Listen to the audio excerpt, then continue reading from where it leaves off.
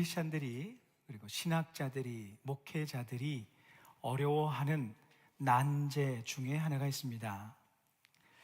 그것은 Why do bad things happen to good people? 이라는 질문에 대한 답입니다. 왜 나쁜 일이 선한 사람들에게 일어나는가? 마치 역사적 과제와 같은 그러한 질문이지요. 선하고 착하게 사는 사람들에게 왜 어려운 일이 일어날까? 이것을 보면서 어떤 사람들은 신이 없다라고 정의하기도 합니다. 신이 있다면 어떻게 그런 일이 일어났겠는가? 이런 질문을 하죠. 크리스찬들도 그와 비슷하게 질문하는 것 같습니다. 왜 하나님을 믿는 내게 이런 어려운 일들이 일어나게 하십니까? 신앙생활을 열심히 하는 나에게 왜 고난을 허락하십니까? 이런 어려운 질문들을 하나님께 합니다. 그런데 대부분의 경우 그 답을 얻는 경우가 거의 없습니다. 하나님의 뜻을 구하고 이 고난이 주는 의미가 무엇인가 하나님께 묻지만 답하지 않으시는 경우가 훨씬 많습니다. 그래서 모른 채 지나갑니다. 그저 어렵기만 한 그 상황을 견디며 하나님의 뜻이 무엇인지, 그 삶이 주는 의미가 무엇인지 모른 채 그 시간을 지낼 때가 참 많습니다. 그런데 그럴 때마다 하나님께서 우리에게 주시는 답과 같은 말씀이 있습니다. 하나님의 뜻과 계획은 몰라도, 그 삶의 상황이 주는 의미는 몰라도 어려움의 시간마다 우리에게 늘 하시는 응답과 같은 말씀, 우리가 기억해야 될 진리가 있습니다. 오늘 말씀을 나누면서 그것을 함께 생각하기를 원합니다. 본문에 등장하는 디모데의 삶의 모습을 통해 그것을 발견하기 원하는데요. 오늘 본문은 바울의 영적 아들이 될 이 디모데의 등장을, 신약성경에 처음으로 등장하는 그 장면을 기록하고 있습니다. 2차 선교 여행에 나섰던 이 바울과 실라는 1차 선교 여행과 다른 길을 선택하게 됩니다.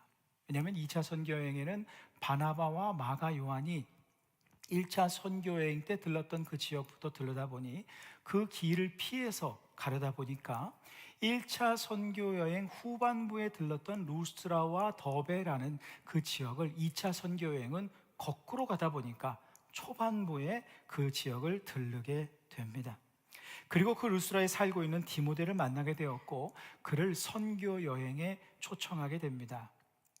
디모데는 그 어머니가 유대인이었지만 아버지가 헬라인, 이방인이었습니다. 그래서 헬라인의 모습도 하고 있었기 때문에 유대인들에게 다가가는 것이 반감이 되었기에 바울은 그를 데려다가 할례를 행하게 됩니다. 유대인들에게 더 다가갈 수 있도록 말이죠.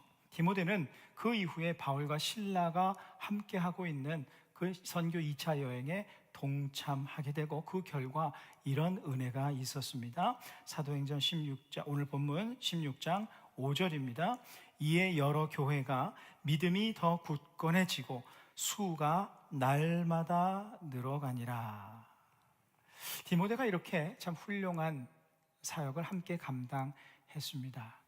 그런데 이 디모데에게는요, 그 전에 삶에서 참 어려운 일들, 참 고통스러운 일들로 가득한 삶을 살았습니다.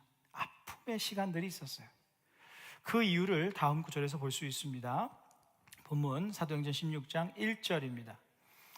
바울이 더베와 루스트라에도 이르매 거기 디모데라 하는 제자가 있으니 그 어머니는 믿는 유대 여자요 아버지는 헬라인이라. 여기서 주목할 점은 디모데가 혼혈인으로 태어났다는 사실입니다. 어머니는 유대인이요 아버지는 헬라인, 이방인이었습니다. 요즘 시대는 전혀 그렇지 않지만 이때까지만 하더라도 혼혈인들은 사람들에게 멸시의 대상이었습니다. 더구나 배타성이 강한 유대인들은 이방인들을 짐승처럼, 아니 짐승만도 못하게 보지 않았습니까? 그런데 그 이방인들과 결혼하여 낳은 혼혈이를 아주 무시했습니다. 경멸하였습니다. 그 대표적인 예가 바로 사마리아인들이었습니다. 사마리아인들은 이스라엘의 멸망 이후에 아수르 민족에 의해서 아수르 민족이 혼혈 정책을 썼지 않습니까? 그래서 아수르인과 북이스라엘 사람들 사이에서 태어난 사람들이 이 사마리아인들이었어요. 그래서 유대인들은 이 사마리아인들을 너무 싫어했습니다. 사마리아인들이 살고 있는 그 땅도 밟지 않겠다 해서 그리로 가면 쉽게 안전하게 통과할 수 있는데 위험하고 멀리 간다 할지라도, 힘들다 할지라도 그 사마리아를 우회할 정도였으니 그 반감이 얼마나 심했던 겁니까? 그러니 혼혈인으로 태어나서 자란 이 디모데의 삶은 눈에 보듯 뻔한 겁니다. 뻔히 보이는 고통스럽고 혼동스러운 그러한 삶을 살 수밖에 없었습니다. 디모데뿐이 아니었습니다. 디모데에게는요, 2명의 가족이 더 있었습니다. 디모데후서 1장 5절입니다. 이는 내 속에 거짓이 없는 믿음이 있음을 생각함이라. 이 믿음은 먼저 내 외조모 로이스와 내 어머니 유니게 속에 있더니 내 속에도 있는 줄을 확신하노라. 디모데는 외할머니인 로이스와 어머니 유니게와 함께 살았습니다. 여기 보니까 아버지도 외할아버지도 등장하지 않습니까? 벌써 그 가정의 아픔이 보이지 않으시나요? 디모데 어머니 유니게의 삶 또한 녹록지 않았습니다. 유대인들은 이방인들을 짐승처럼 멸시하며 살아왔죠. 그러므로 유대인인 유니게가 이방인인 헬라인과 결혼한다는 그 사실 자체로 그는 비난의 대상이 될 것은 뻔하였습니다. 그뿐만 아니라 그 사이에서 혼혈로 태어날 아이에게는 평생 그 비난의 짐을 지우는 일이었어요. 그러므로 성경학자들은 이렇게 이야기합니다. 유니게가 정말 피치 못할 상황으로 어쩔 수 없이 이방인과 결혼할 수밖에 없지 않았을까, 이렇게 추측합니다. 그런데 그에 더해서 디모데가 태어난 지 얼마 안 돼서 이 남편마저 세상을 떠나게 되고 이 유니게는 졸지에 젊은 나이에 과부가 되어버립니다. 비난받는 아들, 비난받는 결혼을 한, 손가락질 받는 그 삶 속에서 남편마저 떠나 홀로 가정을 유지해야 되는 그러한 힘들고 어려운 삶을 당하게 됩니다. 그 유니게의 어머니 로이스도 마찬가지였습니다. 그 또한 과부였습니다. 남편을 잃고 홀 어머니로서 딸 유니게를 키우며 얼마나 이 유니게에게 소망을 두었겠습니까? 그런데 어느 날 유니게가 이방인 남편을 데려옵니다. 이방인과 결혼하겠다고 합니다. 이게 청천벽력 같은 상황 아닙니까? 결혼을 하게 됩니다. 그리고는 혼혈 아들을 낳더니 남편이 죽고 맙니다. 자기 딸 유니게는 한창 젊은 나이에 과부가 됩니다. 자신과 같은 처지가 돼요. 딸은 딸에게 희망을 두고 좀 잘 살기를 바랐는데 그 딸마저 고통스럽게 살아갑니다. 딸을 보아도 고통이요, 그 손자를 보아도 고통이요. 얼마나 힘든 삶을 살았습니까? 이런 상황을 사자성어로 설상가상이라고 하지 않습니까? 엎친 데 덮친 격입니다. 한번 묻습니다. 왜 그들에게 이런 어려움이 처했을까요? 그들을 향한 하나님의 뜻은 무엇일까요? 하나님께서 그런 시간을 통과하게 하시는 의미는 무엇일까요? 아무도 모릅니다. 그리고 이런 질문이 의미가 있어 보이십니까?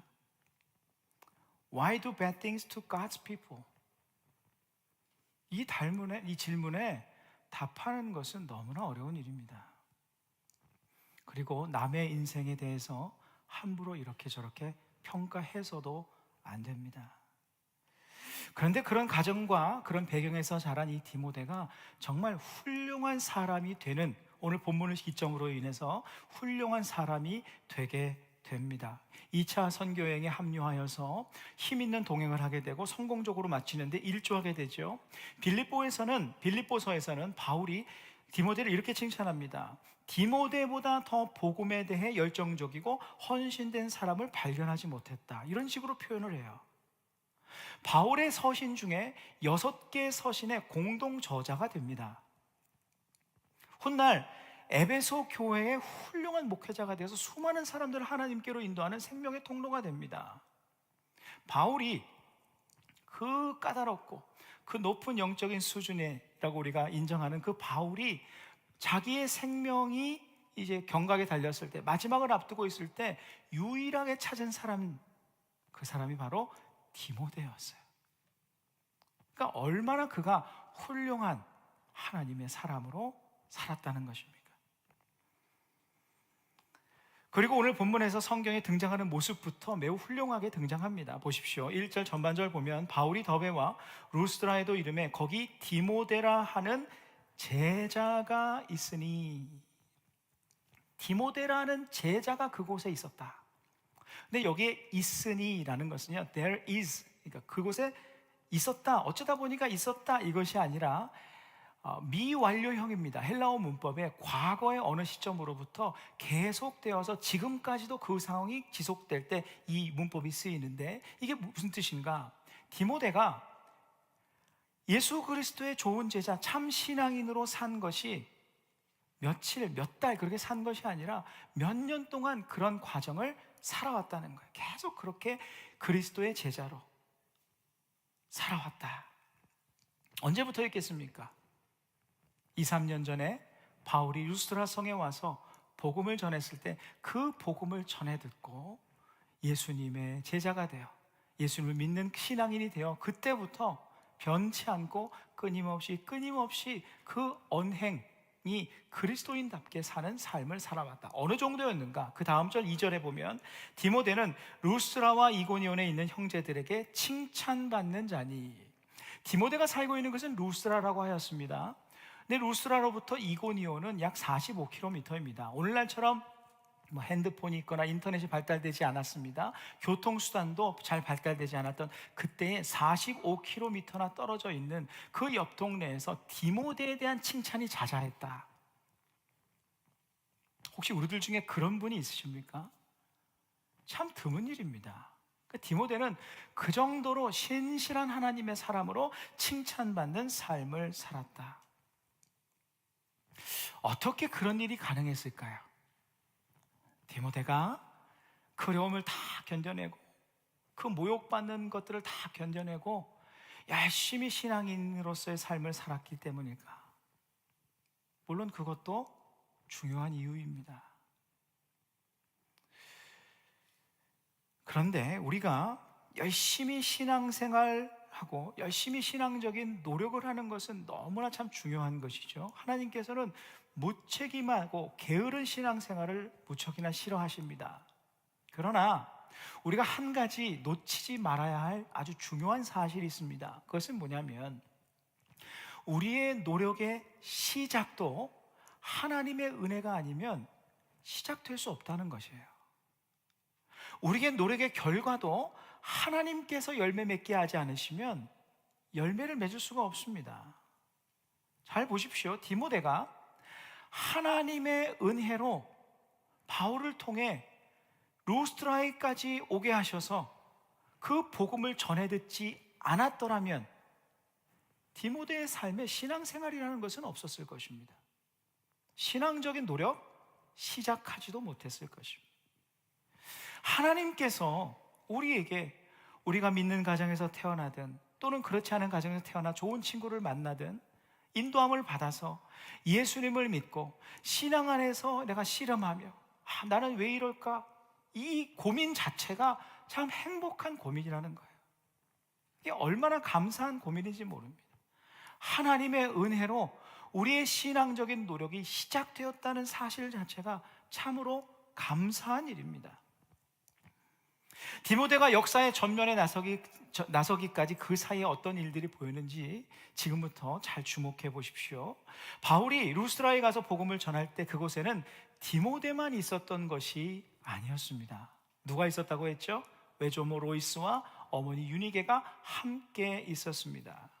그들 모두 바울을 통해서 그 루스드라 성에 있는 나면서부터 안진병이 된 그 사람이 고침을 받는 것을 보았습니다. 들었습니다. 복음을 전하다가 돌에 맞아 쓰러져서 죽음의 지경에 이르렀음에도 불구하고 다시 일어나 이 생명의 복음을 전하기 위하여 루스드라 성으로 다시 들어왔던 그 바울을 보았어요. 그를 통해서 전해들은 이 복음을 접하게 되고 그리스도인들이 되십시오. 되었습니다. 그러니 보십시오. 그 전까지 젊은 나이에 과부가 된 유니게에 있어서 유대인들이 짐승처럼 여기는 이방인의 피가 섞인 어린 외아들 디모데를 향한 간절한 바램은 무엇이었겠습니까? 유니게 다 이렇습니다. 오직 아들 하나만 남았는데 이 아들도 멸시 받으며 경멸받으며 살아갑니다. 이 아들을 향한 바램은 무엇이었을까요? 이 세상의 선입견과 편견에 맞서서 이 고통스러운 상황을 견뎌내고 올곧게 자라는 것 아니었겠습니까? 그런 와중에 살아계신 하나님께서 예수 그리스도의 십자가를 통해서 자신들을 구원하셨다는 하나님의 사랑이 지금도 우리를 향하고 있구나라는 것을 알게 되었습니다. 그러니 그가 어떻게 기도했겠습니까? 모든 부모가 다 그러하지만 특별히 홀 어머니로 외아들을 홀로 양육해온 유니게는 더더욱 자신이 그동안 유일한 소망으로 삼고 살았던 아들 디모데를 주님께서 책임져 주시기를 얼마나 간절하게 기도했겠습니까? 어느 누구보다도 눈물 뿌려 부르짖어 주님께 기도하지 않았겠습니까? 외조모 로이스도 마찬가지입니다. 과부가 되어 딸을 홀로 키우는 홀 어머니로서의 삶, 축복받지 못한 결혼을 한 딸, 일찍이 남편을 잃고 젊은 나이에 과부가 된 자신의 딸, 혼연일으로 태어나 조롱받는 손자 디모데를 바라봐야 되는 그 고통, 이런 고난의 세월을 보내왔습니다. 그러던 어느 날 그 또한 바울을 통해 하나님의 사랑을 전해 듣게 됩니다. 살아계신 하나님의 사랑의 복음을 영접하게 되었습니다. 그러니 그의 간절한 소원의 대상인 딸 유니게를 위해서, 손자 디모데의 삶을 위해서 하나님께 그들의 삶을 맡겨드리는 기도를 얼마나 간절하게 했겠습니까? 온 힘을 다해 눈물 뿌려 기도하였을 것 아닙니까? 불보듯 뻔한 사실입니다. 그리고 그로부터 약 2, 3년이 지난 후 어느 날 바울이 루스드라 성을 재방문하였는데 그 수많은 사람들 중에 디모데를 뽑아 디모데를 하나님의 위대한 사역에 초청하게 됩니다. 이것을 로이스와 유니게가 보았을 때 무슨 생각을 하게 되겠습니까? 아, 하나님께서 우리의 기도를 다 듣고 계셨구나. 이런 생각, 이런 고백을 할 수밖에 없지 않았겠습니까? 보십시오. 본문에 디모데가 등장하기 전까지 디모데란 사람은 역사 속에 드러날 만한 사람이 아니었습니다. 우리가 순서대로 성경을 읽는다고 하면 이 본문을 맞이하기 전까지 디모데라는 사람은 역사 속에 없는 사람이었습니다.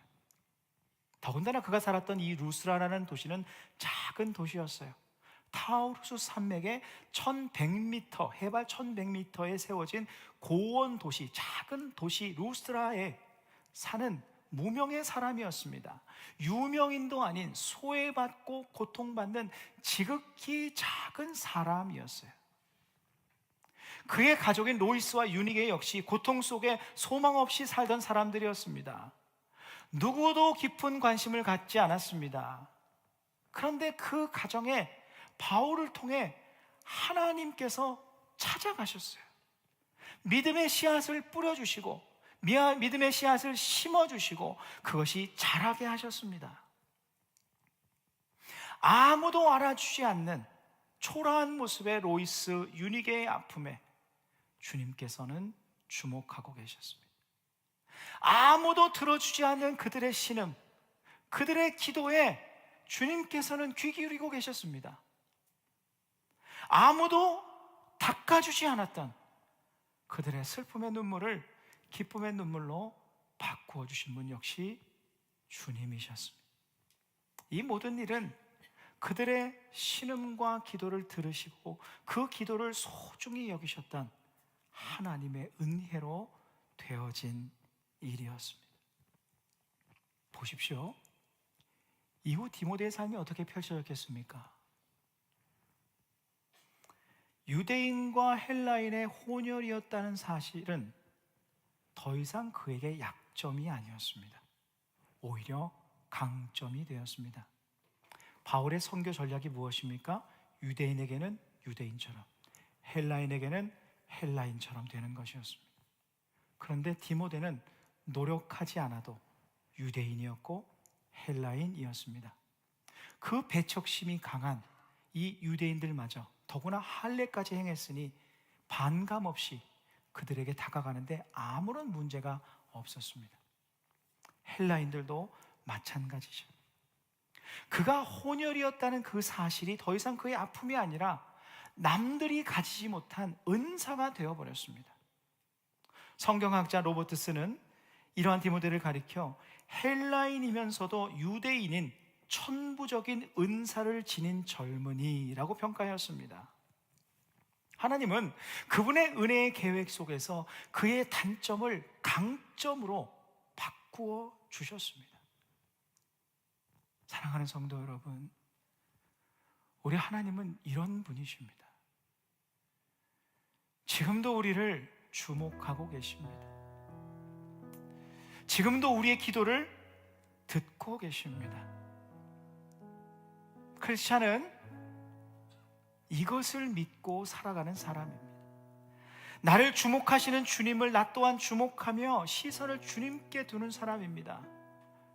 나에게 귀 기울이시는 주님께 나 또한 귀 기울이며 사는 사람입니다. 무엇에 귀 기울입니까? 나를 향해 지금도 말씀하시는 사랑의 약속의 말씀에 귀 기울이는 겁니다. 주님은 지금도 우리에게 계속해서 이렇게 말씀하고 계십니다. 수많은 말씀들 중에 한 말씀을 인용합니다. 이사야 49장 14절 15절입니다. 오직 시온이 이르기를 여호와께서 나를 버리시며 주께서 나를 잊으셨다 하였거니와. 15절을 함께 읽으십니다. 시작. 여인이 어찌 그 젖 먹는 자식을 잊겠으며 자기 태에서 난 아들을 긍휼히 여기지 않겠느냐. 그들은 혹시 잊을지라도 나는 너를 잊지 아니할 것이라.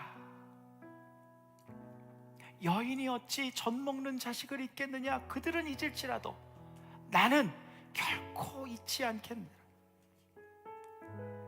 이 하나님께서 매일 매순간 이른 아침 일어날 때, 저녁에 누울 때 끊임없이 우리를 향해 이렇게 외치고 계십니다. 나는 너를 잊지 않고 있다. 나는 너를 잊지 않고 있다. 주님의 이 음성에 귀 기울이십시오. 이 주님을 바라보며 소망과 용기를 갖고 살아가십시오. 나의 단점도 강점이 되게 하시는 하나님의 은혜의 계획과 하나님의 능력을 믿고 주눅 들고 살지 마십시오. 아픔과 슬픔이 변해 춤추게 하시는 하나님이 계시기에 절망과 좌절의 시간을 믿음으로 꿋꿋이 지내시는 그러한 그리스도인들이 되시기를 바랍니다. 설교 초반에 우리는 힘겨움의 때에 내가 받은 인생의 상처와 내가 지나고 있는 어려움의 시간의 의미를 하나님께 묻곤한다고 하였습니다. 대부분의 경우 그때마다 우리는 하나님의 뜻과 그 의미와 계획을 알 수 없이 지나는 경우가 대부분입니다. Why do bad things happen to me? 에 대한 대답을 할 수 없는 경우가 상당합니다. 로이스도 유니게도 디모데도 그런 삶을 살았습니다. 그러나 그들의 삶을 통해서 우리에게 말씀하여 주시고 보여주시는 진리가 무엇입니까? 하나님은 나를 외면하지 않으시며 하나님은 나를 알고 계시며 하나님은 나의 신음과 기도에 귀 기울이고 계시며 하나님은 지금도 나를 향한 그 계획을 지금 이 순간에도 진행하고 계신다는 사실입니다. 그래서 우리가 가는 믿음의 길은요, 결코 외로운 길은 아닐 것입니다. 우리는 주님께서 주목하시는 사람들입니다.